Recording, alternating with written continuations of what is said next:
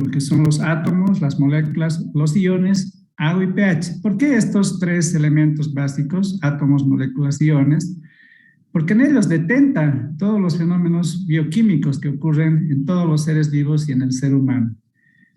Y esto está relacionado con aquello que alguna cantidad de ustedes, una gran cantidad tal vez no les gusta, es la tabla periódica, pero que tienen ciertos elementos que vamos a ver que son importantes para comprender todo lo que significa esto. Previamente, a modo de introducción, vamos a conocer un poco, para los que no conocen, lo que significa el origen de todo, porque la vida es relativamente reciente en el universo. Son unos 3.500 millones de años. Parece mucho, pero en relación a los antecedentes para que se dé el origen de la vida en nuestro planeta, es muchísimo más tiempo. Son aproximadamente, ahora se tiene una cifra más aproximada, de 13.800 millones de años, que es el tiempo que ha transcurrido desde que el universo se ha originado. Vamos a ver un pequeño video en relación a esto.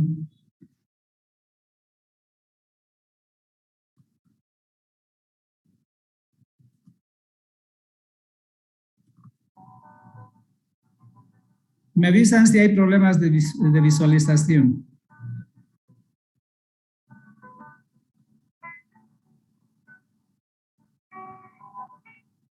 Hace 4.500 millones de años, en una parte de la Vía Láctea, en uno de los anillos externos, nace la Tierra de los restos de una supernova que existía antes en vez de nuestro Sol.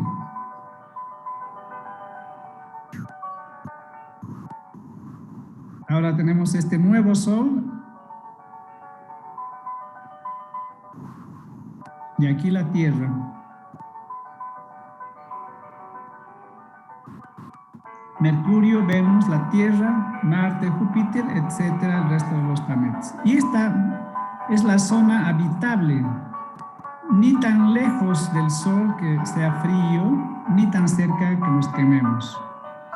Cuando nació la Tierra, como producto de la unión de una cantidad enorme de gases, esta era una bola incandescente, 4.516 millones de años. Y se forma un núcleo magnético, hierro y níquel, en el interior de la Tierra, que da origen a la magnetosfera, es decir, a los campos magnéticos que impiden que los rayos cósmicos, que son muy poderosos, impacten en la Tierra y eviten el nacimiento de la vida. Luego la Tierra se va enfriando paulatinamente a medida que pasan unos millones de años y nace una atmósfera primitiva compuesta de metano, amoníaco, vapor de agua. Una atmósfera irrespirable que no era propicia a la vida todavía. 4.000 millones de años. El metano causa un efecto invernadero y la Tierra se calienta. Y se llena de agua, todo el vapor de agua, llueve y la Tierra se llena de agua formando un enorme océano y un supercontinente. Y aparece la vida en este océano, probablemente en el océano, aparece la vida. 2.500 millones de años y aparecen las cianobacterias, que son las que empiezan a producir oxígeno a través de la fotosíntesis. Empiezan a producirse cantidades enormes de oxígeno a través del tiempo.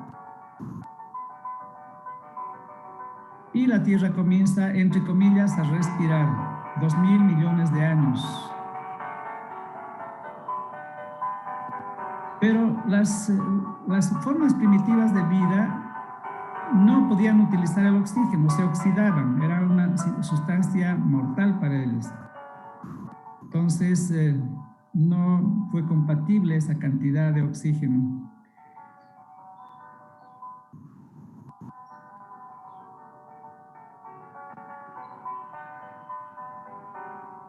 $1.500 millones de años, los seres multicelulares aparecen, hasta que aproximadamente en el 400 hay una explosión de formas de vida. Y fíjense cómo varía la concentración de oxígeno a lo largo de todos esos millones de años, hasta llegar a la concentración de aproximadamente el 21%.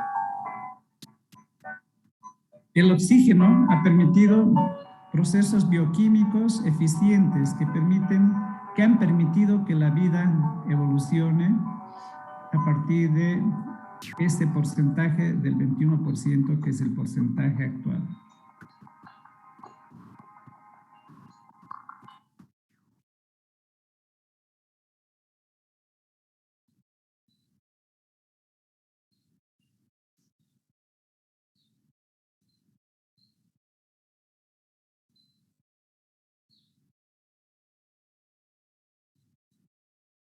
Bien, entonces hemos mostrado aquí la tabla periódica de los elementos. Podemos ver en esta tabla periódica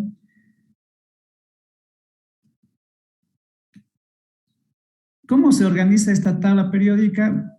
Ya saben ustedes, no vamos a incidir en esto, no es una clase de química, pero quiero mostrarles que el hidrógeno es el elemento más liviano, tiene un número atómico de 1, aquí estamos, esto indica el número atómico, que significa que tiene un protón. Un protón. A este otro lado, para ver, tenemos el helio, que es el segundo elemento más pesado, tiene un número atómico de 2 y un peso de 4 aproximadamente, porque tiene 2 protones y 2 neutrones en el núcleo. Y por lo tanto, si tiene 2 cargas positivas, 2 protones, habrán también 2 electrones en torno al núcleo de este átomo.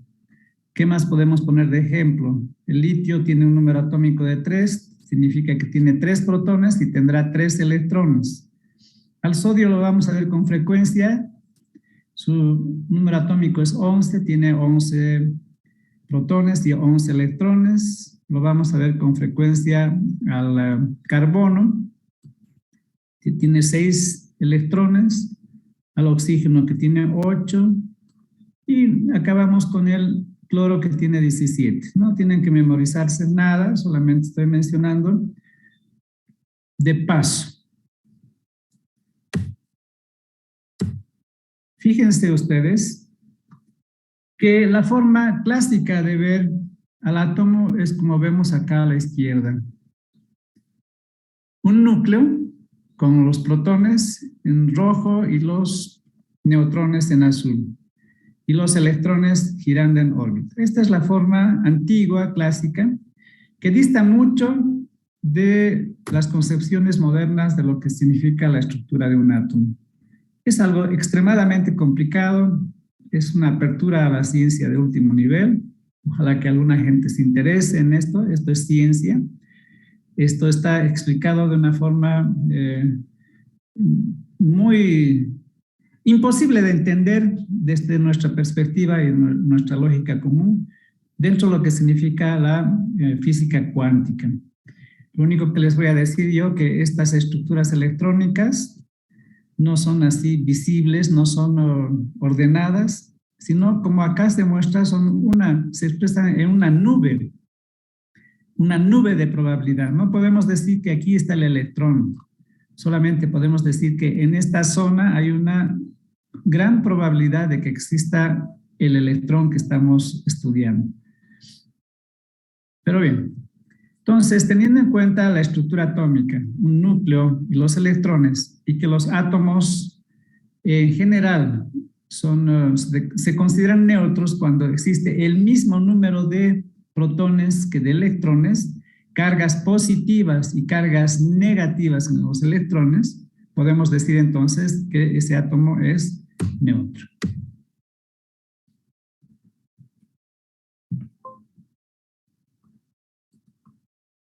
Tenemos en esta imagen, la vamos a agrandar en un momento, que en la estructura atómica nos interesan dos cosas que son importantes para comprender qué hay reacciones químicas y por qué hay reacciones bioquímicas. Solo dos cosas. Hablaremos de algo que alguna gente de repente recuerda, que se denomina el octeto estable.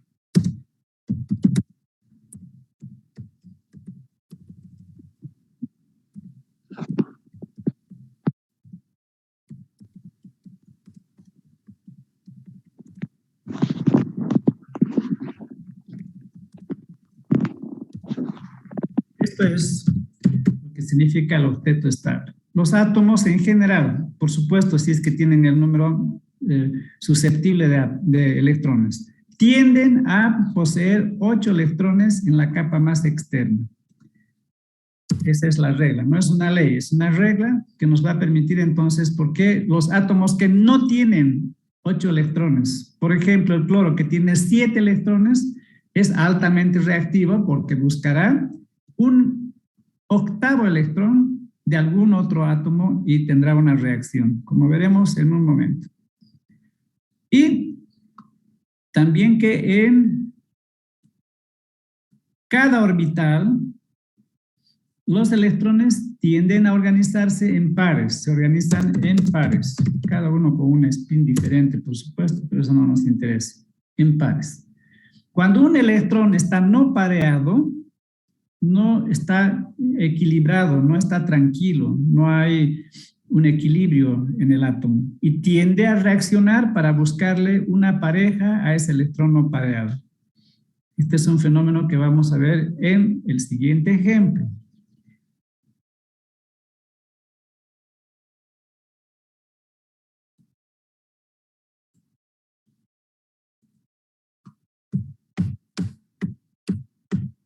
Tenemos acá, este es un átomo de sodio. Aquí dice sodio, Na, que tiene, si recordamos, 11 electrones. 1, 2, 3, 4, 5, 6, 7, 8, 9, 10 y 11. Resulta que en la capa más externa electrónica tiene un solo electrón, no pareado. Y resulta que su pareja, su amor más frecuente, el cloro,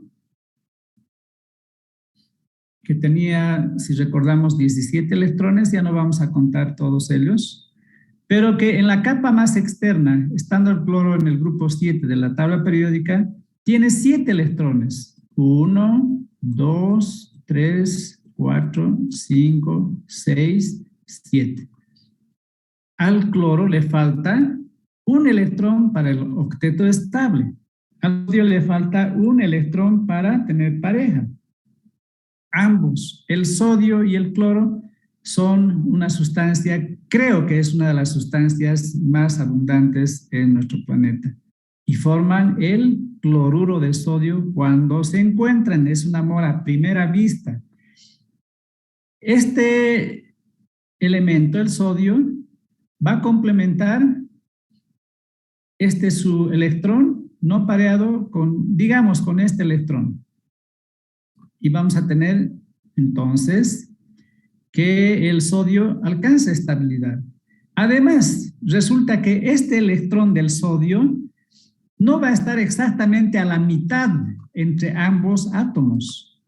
Va a estar prácticamente, no completamente, prácticamente en el orbital del cloro. Por lo tanto, este sodio va, como está perdiendo, entre comillas, está perdiendo este electrón, va a convertirse en un ion con carga positiva, porque está perdiendo una carga negativa. ¿Dónde se va esta carga negativa?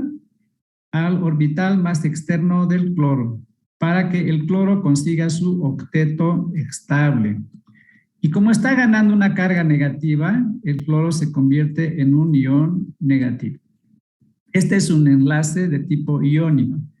Es uno de los enlaces más frecuentes. El planeta está bañado de sal. Todos los océanos tienen una gran cantidad de sal. hay una gran atracción. El cloro es enormemente electronegativo, significa que tiene una gran atracción para ganar ese electrón que en este caso se ha dado. Y que podemos ver en la imagen de acá de la derecha de otra forma.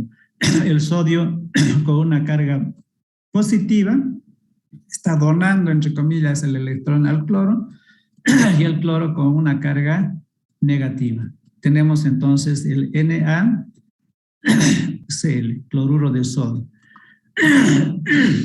Enlace iónico. Los iones sodio y cloro se van a manifestar cuando se separen. Cuando haya una disociación de este enlace y el sodio se quede con una carga positiva y el cloro con una carga negativa al haber ganado ese electrón.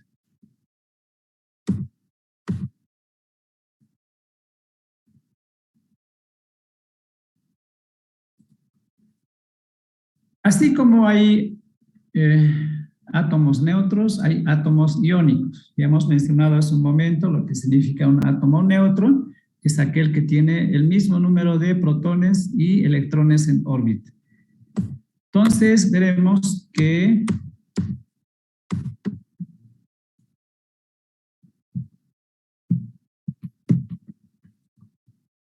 se ha congelado la pantalla. Descartar. Sí. Ahora sí. Vamos a definir que un átomo es neutro cuando tiene el mismo número de protones y electrones. Raros son los elementos que están en esta condición. Siempre están tendiendo a reaccionar por las razones que hemos dicho hace un momento. La definición de átomos iónicos son aquellos elementos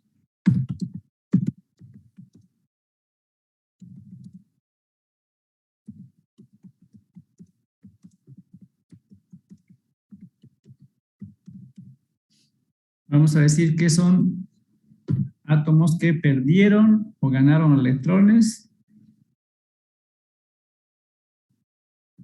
como en el caso que tenemos acá.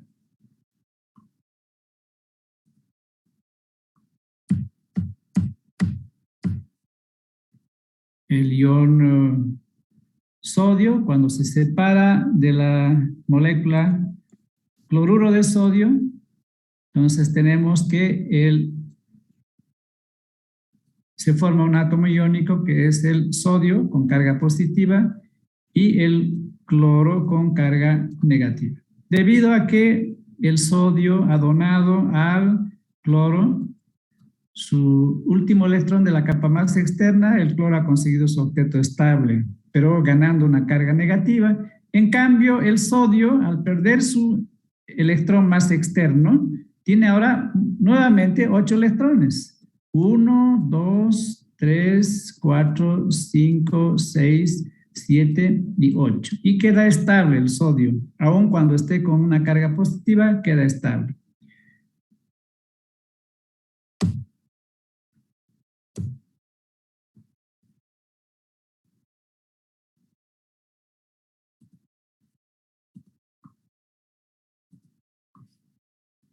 Cuando hablamos de moléculas, a diferencia de átomos, con los átomos dijimos un átomo iónico es aquel que ha perdido o ganado electrones. No podemos decir lo mismo relacionado a las moléculas. Solamente en el caso de los átomos se consideran iones cuando han perdido o ganado electrones, nunca protones, porque si pierden protones dejan de ser ese átomo y se convierten en otro tipo de átomos. Entonces, veremos que existen varios ejemplos. Vamos a ver el caso del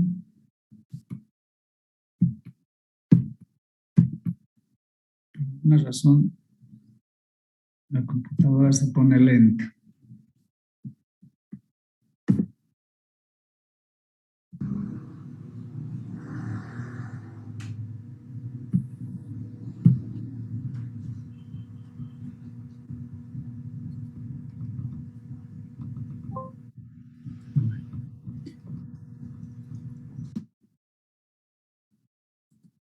Vemos acá el primer ejemplo de molécula iónica con la definición de que en el caso de las moléculas puede ser por ganancia de protones o electrones. Veremos el primer ejemplo. Tenemos acá una sustancia que se llama ácido carbónico, muy importante que ustedes deben recontra conocer.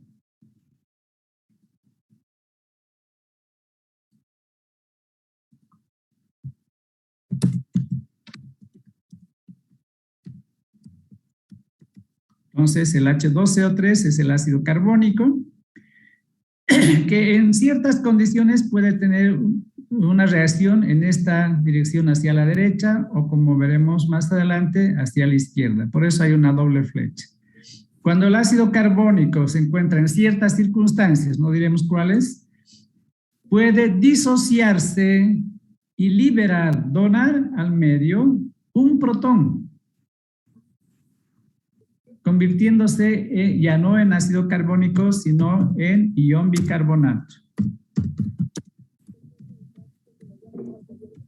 Entonces, en este caso, ha habido una pérdida de un protón, el protón H positivo, convirtiéndose esta molécula en un ion, el ion bicarbonato con carga negativa de enorme importancia en la bioquímica.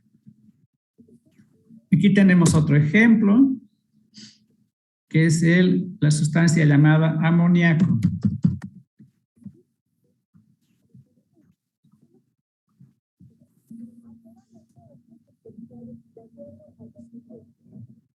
El amoníaco, en ciertas circunstancias, para buscar un equilibrio en nuestro organismo, puede ganar un protón, el ion hidrógeno. Acá tenemos el ion hidrógeno, y convertirse en otra sustancia llamada ion amonio, que tiene una carga positiva en exceso. Ha ganado un protón en este caso. Y tenemos finalmente el O2, que en ciertas circunstancias puede reducirse ganando un electrón para convertirse en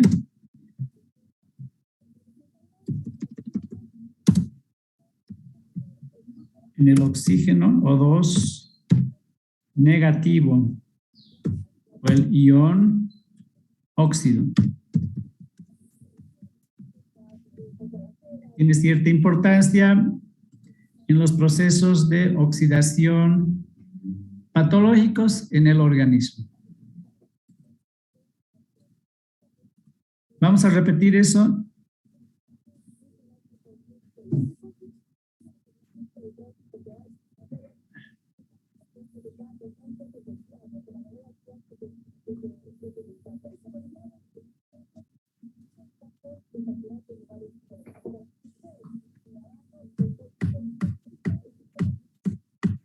Tenemos acá el resumen nuevamente para ver en pantalla grande. Las moléculas iónicas pueden conformarse por ganancia de protones o electrones. Tenemos el ácido carbónico acá, el ácido carbónico, que cuando hay les digo ya, un pH alcalino, tiende a equilibrar ese pH alcalino en exceso, donando un protón al medio y convirtiéndose en el ion bicarbonato. En cambio, el amoníaco, esta sustancia, puede comportarse como una base, ganando un protón y convirtiéndose en un ion NH4 positivo, que es el ion amonio. Lo propio el oxígeno en ciertas circunstancias puede comportarse de tal manera que gana un electrón para convertirse en el ion óxido, relacionado al ion superóxido y otras sustancias altamente oxidantes que son parte de patologías dentro del campo del estrés oxidativo.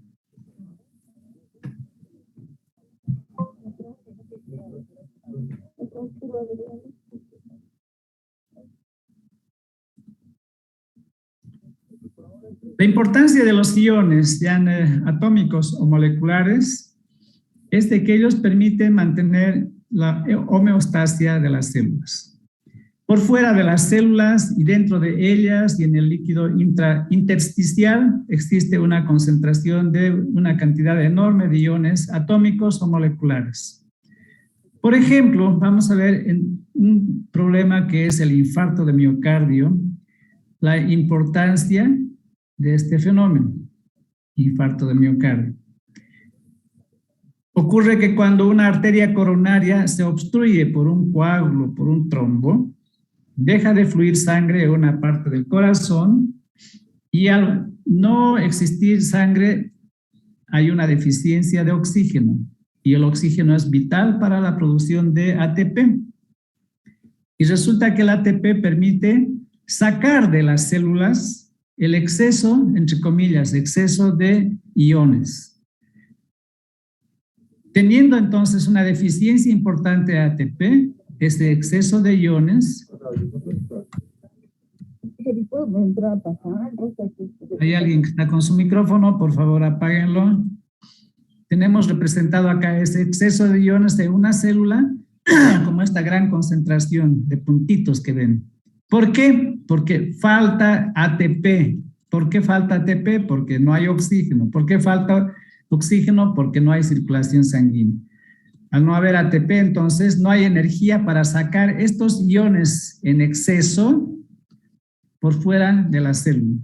Por lo tanto, por un fenómeno osmótico,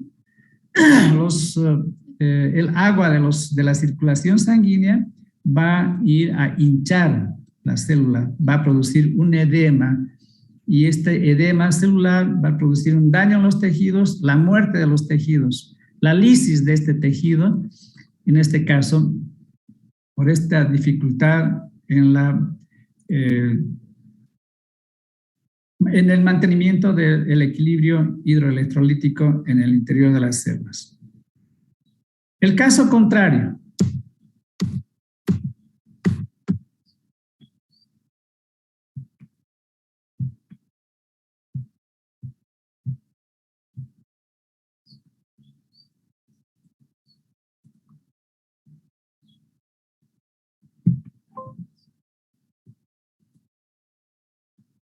Tenemos, el caso contrario, deshidratación celular por consumo de etanol. Ustedes deben saber que el etanol inhibe a la hormona antidiurética. Como inhibe a la hormona antidiurética, entonces la persona orina en cantidades superiores, diuresis aumentada. Esto va a hacer que los vasos sanguíneos se concentren, porque el agua va a discurrir hacia la orina, hacia los riñones. Entonces, la persona está orinando, diuresis aumentada, sigue orinando forzadamente y ¿de dónde va a venir el agua para la orina? De los vasos que irrigan los riñones. Va a haber una pérdida de agua y por lo tanto va a haber una concentración a nivel de la circulación sanguínea de los iones moleculares y atómicos. Esta concentración va a hacer que por ósmosis las células de todo el organismo, del cerebro en especial, vayan a donar, si ustedes quieren, agua. Va a haber proceso osmótico donde el agua va a pasar del lugar de menor concentración a mayor concentración y va a haber una deshidratación celular de todas las células del organismo, pero en especial también lo que más se siente de las células cerebrales, lo que nos va a dar, o lo que les va a dar el típico, la típica signo-sintomatología del aquí, si ustedes quieren, después de beber demasiado. También los iones atómicos y moleculares cumplen una importante función de permitir las señales eléctricas entre las células excitables, entre las neuronas, por ejemplo, motoras, entre las neuronas motoras y el músculo esquelético. Entonces, estas señales eléctricas deben ser muy rápidas para que me permitan, por ejemplo, a mí Mover los músculos de la habla y decir todo lo que están escuchando ustedes. Requiere entonces una rapidísima señalización que se logra gracias al efecto de los iones. Este es un fenómeno que lo van a ver muy bien en fisiología, pero es bioquímica. Tiene que ver con lo que son las concentraciones iónicas. Y lo que estas concentraciones iónicas, en lo que se denomina membrana en reposo, permiten un potencial de membrana. Si estamos hablando de una neurona, entenderemos de que en esa neurona existe una cierta cantidad de iones positivos y negativos por dentro de la membrana y otra también de iones positivos y negativos por fuera de la membrana. Hay una diferencia en cantidad entre el exterior y el interior de la membrana, existiendo una mayor concentración por fuera de la neurona, en este caso, nuestro ejemplo, de cargas iónicas positivas y menor concentración de cargas iónicas positivas en el interior. Esa diferencia es un potencial, así como es un potencial el que yo en este momento agarre mi celular y lo eleve, si me están viendo, muy alto. Cuanto más alto, mayor potencialidad. Si lo suelto desde acá, mi celular se va a romper. Hay una mayor potencia, pero si lo suelto de acá abajo, no lo hará. La energía potencial es lo que el nombre sugiere. Es la probabilidad futura de poder ejercer un trabajo. Esa es la energía potencial, lo que se guarda. En este momento, si yo apago mi celular, mi batería tiene una potencia que no la estoy utilizando mientras esté apagada, pero cuando enciende, esa energía potencial empezará a circular y a producir un trabajo. Esa es la definición que podríamos tener de lo que significa la energía potencial encuadrada en lo que significa el potencial de membrana. La diferencia entre cargas positivas en exceso, entre comillas, por fuera y menor cantidad de cargas positivas en el interior. Esa es la membrana en reposo. La membrana en reposo es como una fotografía en un instante, porque no hay nada en reposo. Siempre hay alguna actividad, pero momentáneamente una fracción muy pequeña de segundo podemos tener en cuenta que hay ese potencial. Y eso es logrado porque existe una serie de iones positivos, negativos y moléculas y átomos, de los cuales estamos mencionando acá solamente estos 5, que ustedes tienen que saber muy bien. Tenemos acá la lista de los iones. Aquí tenemos el líquido extracelular y su concentración en miliequivalentes por litro. El líquido intracelular en concentración de miliequivalentes por litro. El sodio en el líquido extracelular está en la concentración de 140 miliequivalentes por litro. En promedio, verán ustedes que en alguna literatura esto varía un poco, pero no importa.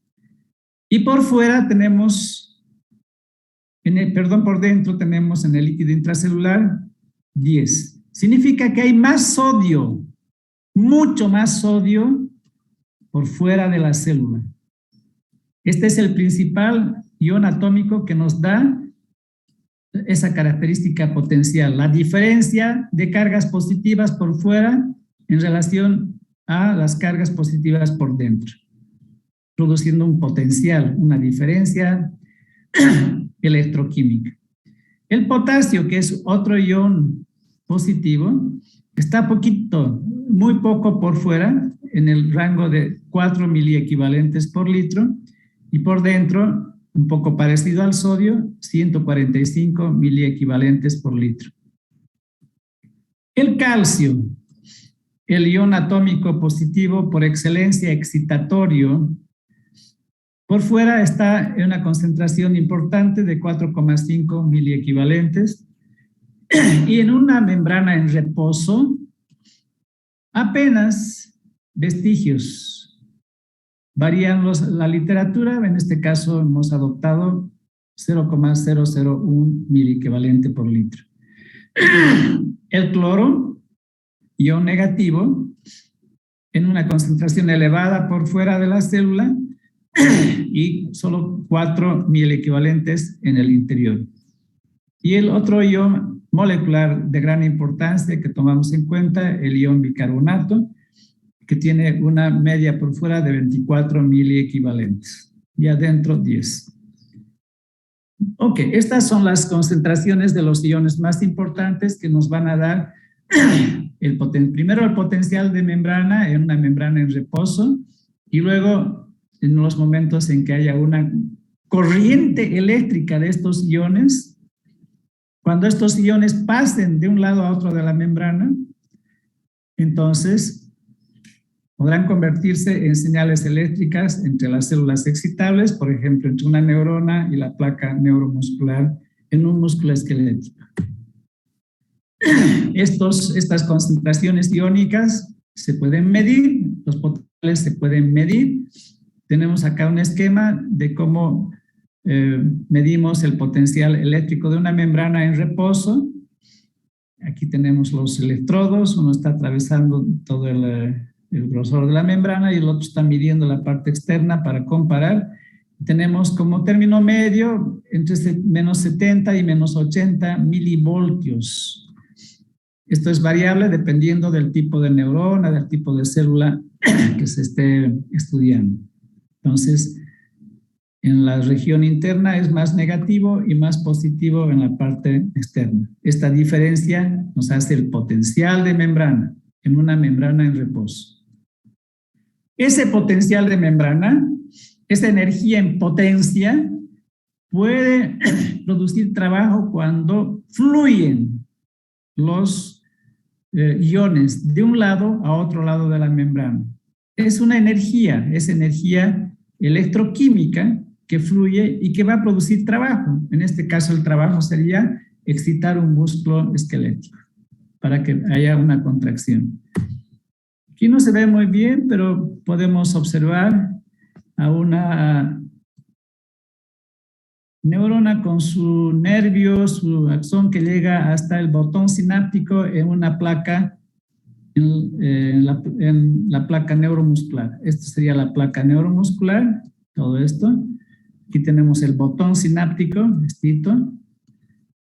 Y esta es la hendidura sináptica. Y aquí tenemos, apenas se ve, las proteínas canales iónicos, en amarillo, en rosado, en amarillo acá, en rosado acá, en otro color acá. Estos son canales iónicos para los distintos iones.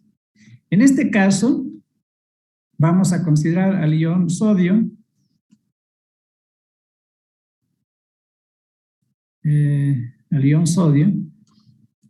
positivo, que cuando ocurre un fenómeno de apertura del canal iónico, este sodio, como está en mayor concentración por fuera, va a fluir de una forma muy rápida a favor de gradiente de concentración desde afuera hacia adentro. Desde afuera hacia adentro, despolarizando. Recuerden ustedes que había el potencial de membrana conformado por dos polos, el polo positivo afuera y el polo negativo adentro. Había polos. Entonces se despolariza esa membrana cuando existe la irrupción hacia el interior de una gran cantidad de sodio en una fracción de segundo. Deja de haber esos polos. Antes era más positivo acá y más negativo acá. Ahora se equilibra esto y deja de haber esos polos, por eso se llama despolarización. Y este es un fenómeno que permite el desarrollo de una señal eléctrica a través del flujo de una onda, a través del nervio, de una onda de despolarización. ¿Cuándo ocurre la despolarización? Cuando se llega a lo que se denomina umbral de despolarización. Para entender bien esto, comprendamos que las células tienen proteínas llamadas canales. en este caso, canales iónicos. Estas proteínas llamados canales iónicos pueden estar cerrados, pueden estar ligeramente abiertos o pueden estar muy abiertos. ¿Por qué se cierran o por qué se abren? Son proteínas conformadas por átomos, aminoácidos y átomos. Átomos de carbono, de hidrógeno, de azufre, de oxígeno. Y estos átomos tienen electrones y tienen protones. Por lo tanto, son elementos que son sensibles a otras cargas. Si tenemos un átomo de oxígeno, este átomo de oxígeno tiene una cierta cantidad de cargas negativas en la capa más externa. Y si es que hay cerca otro átomo que tiene cargas positivas, entre positivo y negativo se atraen. O si tenemos un átomo que tenga también cargas negativas muy potentes, un ión, va a repeler, porque entre cargas iguales hay repulsión. Y eso hace entonces que esas fibras proteicas que hacen un canal iónico puedan abrirse o cerrarse. Entonces, eso se alcanza en lo que se llama el umbral de despolarización. Tenemos acá un gráfico en el que vemos que hay una apertura y cierre de canales que permiten la despolarización y repolarización. Si tenemos en cuenta acá el tiempo y aquí el potencial de membrana, en una membrana en reposo estamos en el rango más o menos de menos 70, menos 80. Hay más cargas positivas por fuera y menos cargas positivas por dentro. Más negativo por dentro. Pero, como decíamos hace un momento, los canales iónicos, esas proteínas que son canales iónicos, no están todo el tiempo completamente cerrados. Puede haber una pequeña apertura por influencia eléctrica de los iones que va a permitir que ingrese un poquitito de sodio, acá un poquitito de sodio a esta altura, de una forma paulatina, de tal manera de que la membrana, por el interior de la membrana, se vuelve menos negativa, de menos 70, en nuestro ejemplo, por ejemplo, a menos 55. Cuando llega a ese umbral, a ese voltaje, menos 55 en el interior, por esa pequeña apertura y ese pequeño ingreso de sodio al interior, resulta que ese potencial ya es suficiente para que se produzca bruscamente un pico, una apertura grande, completa de ese canal para el ion sodio. Ingrese un torrente, una fracción de segundo, un torrente de ion sodio al interior de la célula y permite entonces lo que se llama la despolarización de la membrana.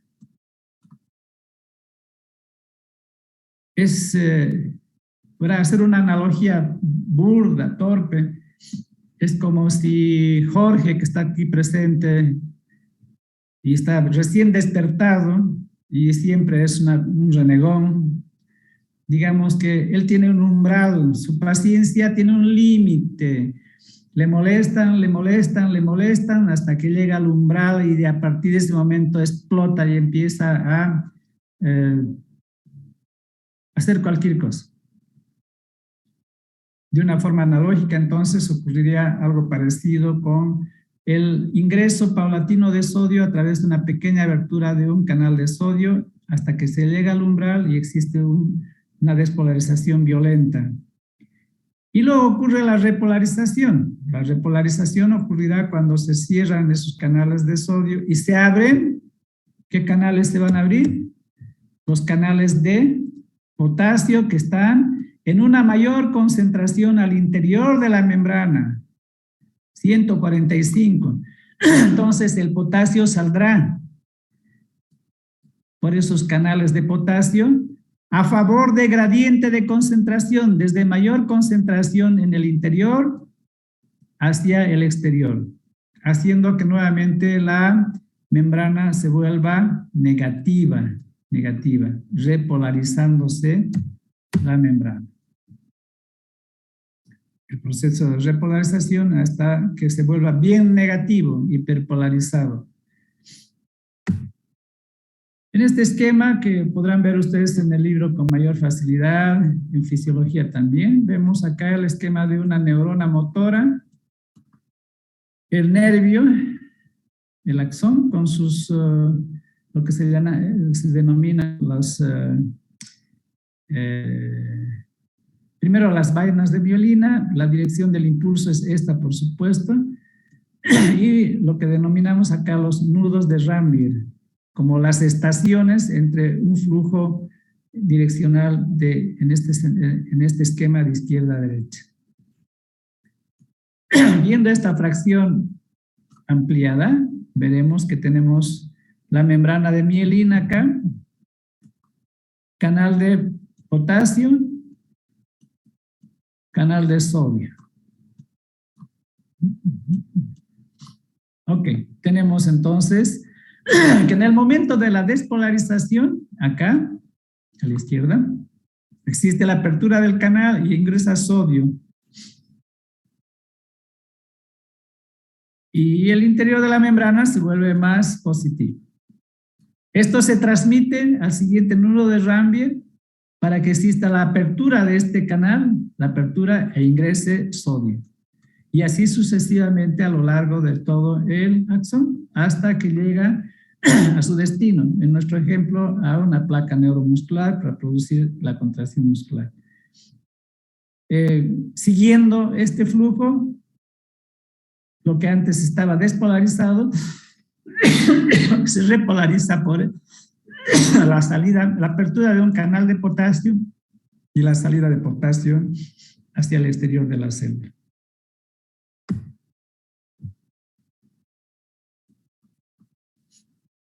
Estábamos hablando en nuestro ejemplo de las neuronas motoras y la onda de despolarización y el rol del sodio y el calcio. Y seguiremos entonces con el mismo tema. En otro ejemplo tenemos acá a la izquierda la idealización de una neurona acá, una neurona, el nervio que llega hasta la placa neuromuscular, acá, la unión del botón sináptico con la hendidura en la placa neuromuscular. Y tenemos en el interior del botón sináptico vesículas llenas de sustancias que van a producir entonces el efecto en la placa, en este caso la acetilcolina. Aquí a la derecha, en forma más ampliada, tenemos el mismo botón sináptico, donde podemos ver que a través de esa onda de despolarización llega el sodio positivo por dentro de la célula, que estimula la apertura de otros canales, en este caso canales de calcio.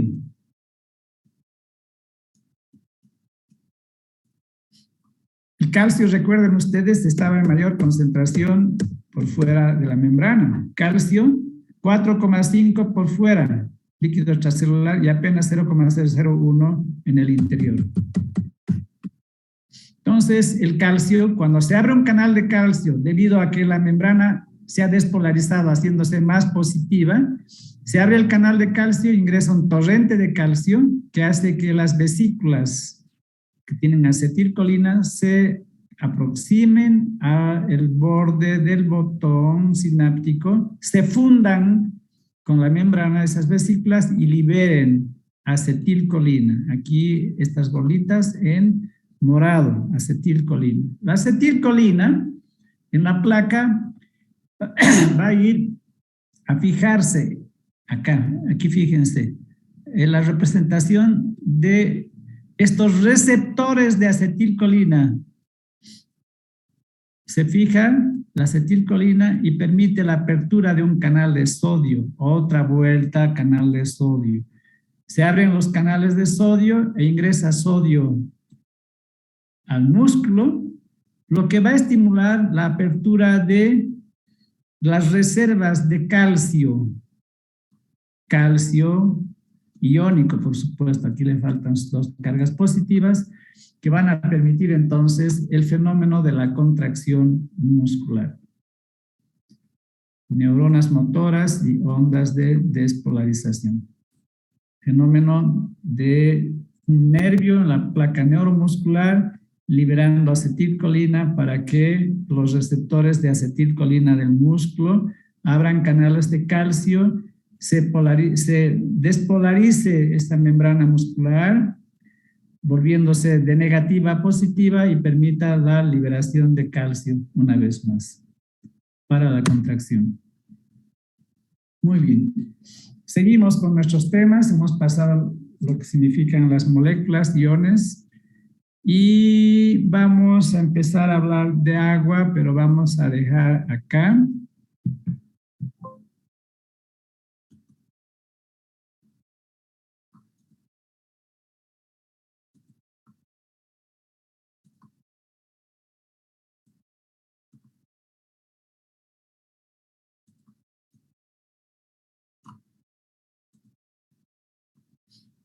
Para la siguiente clase, lo que significa el agua, pH y alteraciones en el equilibrio ácido básico, que es el complemento de esto. El día de mañana, viernes, a las 2 de la tarde, estaremos con la clase. Pero antes, aunque siempre es difícil que alguien lo quiera hacer, si hay alguna pregunta en relación al tema que acabamos de avanzar o en relación a la materia, pues estoy dispuesto. Doctor, buenos días. Una pregunta. Sí. Doctor, ingresé tarde y quería preguntarle, este tema que avanzamos no era agua y pH, ¿verdad? ¿Qué tema era, doctor? Es agua y pH. Es agua y pH. El agua es un elemento básico en nuestro organismo, en la vida en general, y el pH son fenómenos electroquímicos, bioquímicos que se desarrollan en el agua. Pero para comprender todo eso, necesitamos mirar lo que significan los elementos que producen al agua, que vamos a ver en la siguiente clase, y que van a producir estos fenómenos ácido-básicos, el pH. Y estos son los átomos y los iones, es lo básico. Si no entendemos eso, querida alumna, estamos un poco aprendiendo de memoria los fenómenos sin comprender de dónde aparecen estos.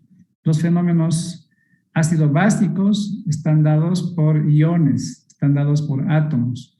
Los átomos reaccionan en bioquímica debido a esas dos reglas que hemos indicado, no sé si estabas en ese momento. La regla del octeto, y los electrones quieren estar en pareja y no solitarios. Eso permite entonces que hayan reacciones químicas y bioquímicas. Por eso estamos introduciendo de esa forma.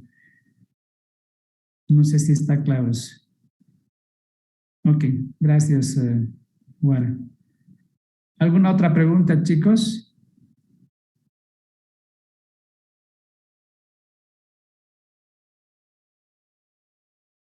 Ya, entonces apaguen la computadora y sigan durmiendo. Para los que están en la cama todavía. Chao, chao, hasta la siguiente.